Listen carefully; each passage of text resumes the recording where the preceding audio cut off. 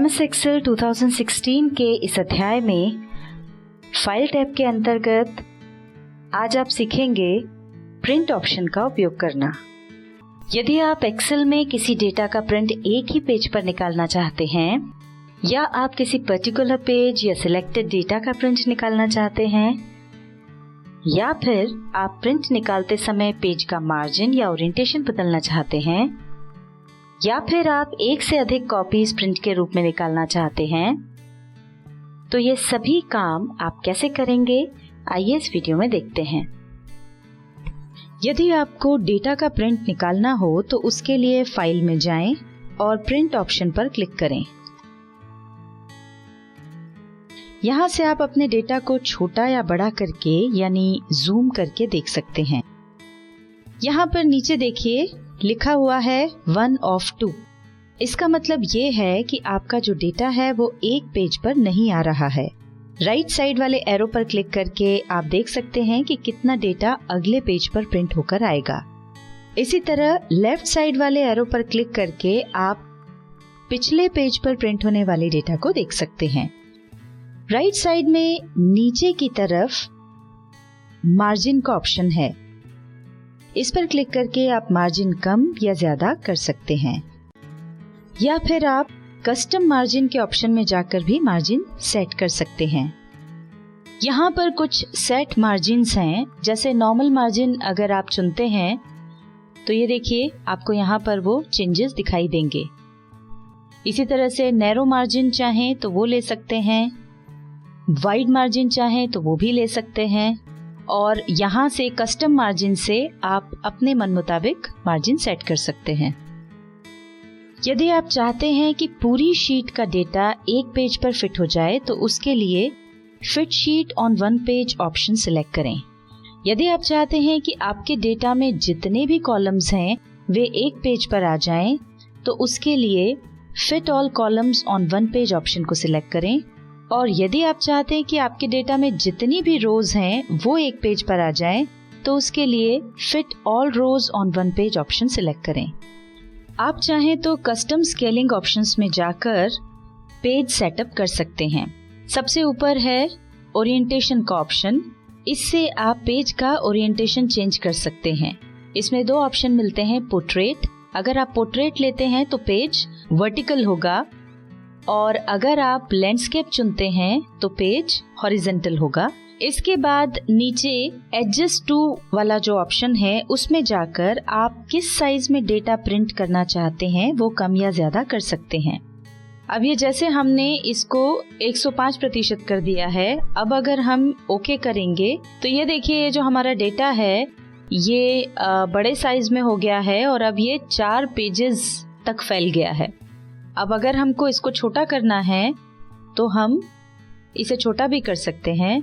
वापस हम adjust to को इसको जाकर के कम कर देंगे या हमने कर दिया 60%। ये देखिए ये साइज कम हो गया है और ये पूरा डेटा एक पेज में आ गया है।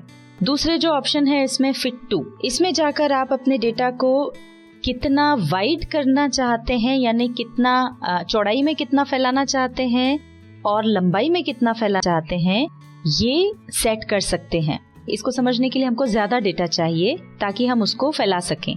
तो ये जो हमारा डेटा है अभी ये तो एक ही पेज पर आ सकता है, ये चौड़ाई में उतना नहीं है तो हम इसी डेटा को फिर से कॉपी कर लेते हैं। अब ये देखिए ये जो हमारा डेटा है ये चौड़ाई में फैल गया है, तो ये नीचे भी आप देख सकते हैं कि ये पूरा अब एक पेज पर नहीं आ रहा है, ये 2 पेज तक जा रहा है।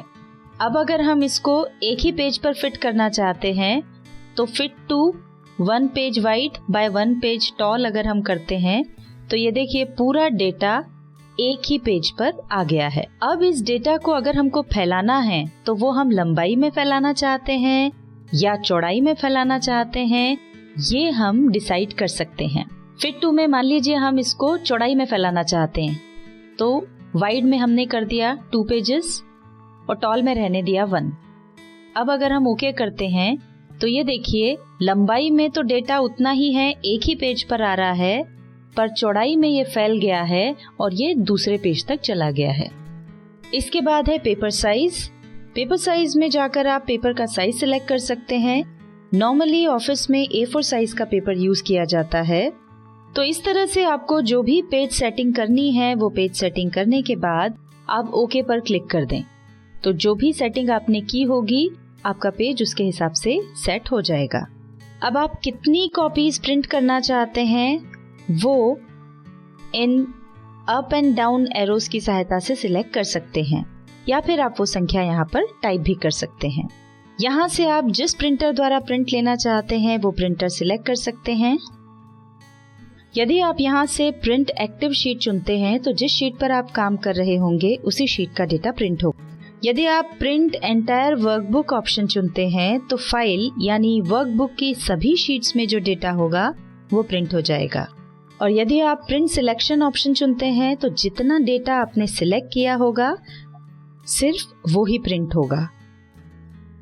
ये देखिए, मान लीजिए हमने इतना डेटा सिलेक्ट किया है और इसके बाद हम प्रिंट के अंदर प्रिंट सिलेक्शन को सिलेक्ट करते हैं तो अब प्रिंट लेने पर केवल इतना डेटा ही प्रिंट होगा। नीचे ऑप्शन है पेजेस का। इसकी सहायता से आप जिस पेज से जिस पेज तक का प्रिंट लेना चाहते हैं वो नंबर यहाँ पर डाल सकते हैं। मान लीजिए आपने 10 पेजेस तक काम किया है, अब उसमें से आप दूसरे से लेके 5वें पेज तक का प्रिंट चाहते हैं तो यहाँ पर आप 2 और यहाँ पर 5 टाइप कर दें। अब यहाँ नीचे ऑप्शन है कोलेटेड का। मान लीजिए किसी भी डेटा की 3 कॉपीज चाहते हैं तो अगर आप कोलेटेड चुनेंगे तो अगर 3 पेजेस हैं तो वो 1 2 3 1 2 3 1 2 3 करके 3 कॉपीज हर पेज की आ जाएगी।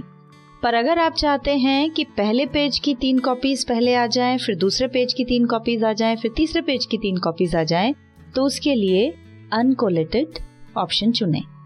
पेज ओरिएंटेशन आप यहाँ से भी चेंज कर सकते हैं।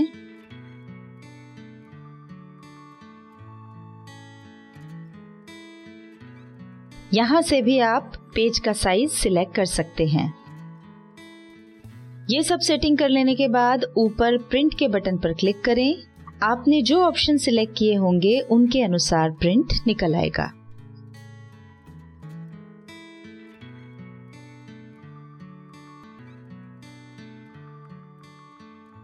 MS Excel 2016 में फाइल टैब के अंतर्गत आज आपने सीखा